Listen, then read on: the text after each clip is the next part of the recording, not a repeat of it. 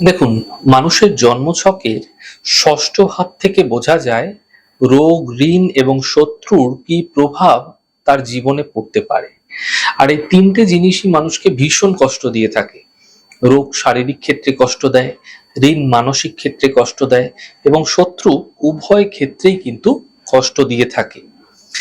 তাই এই তিনটে বিষয় থেকে যদি আপনি মুক্তি পেতে চাইছেন, যদি আপনি এই সমস্যা থেকে বেরিয়ে আসতে চাইছেন, তাহলে আজ আমি আপনাদের একটা ছোট্ট উপায় বলবো। এই উপায়টি যদি আপনারা সঠিকভাবে সঠিক সময় করছেন, তাহলে এই সমস্যাগুলি থেকে আপনারা বেরিয়ে আসতে পারবেন। উপায়টি অত্যন্ত সহজ।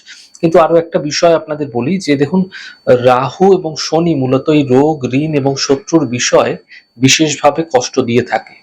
আর দেখুন, আপনার গৃহে যে টয়লেট আছে, যে বাথরুম আছে, সেটা হচ্ছে রাহুর স্থান। তাই বাথরুমটাকে সর্বদা পরিষ্কার পরিচ্ছন্ন ঝকঝকে রাখার চেষ্টা করুন।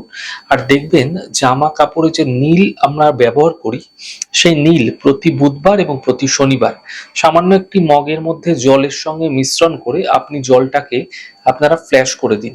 এই প্রক্রিয়াটি ক্রমাগত আপনারা করতে থাকুন, প্রতিদিন করুন, মানে প্রত্যেক বুধবার শনিবার করতে থাকুন। দেখবেন রোগ, ঋণ এবং শত্রুর সমস্যা থেকে আপনি অবশ্যই রেহাই পেতে দেখতে পাবেন।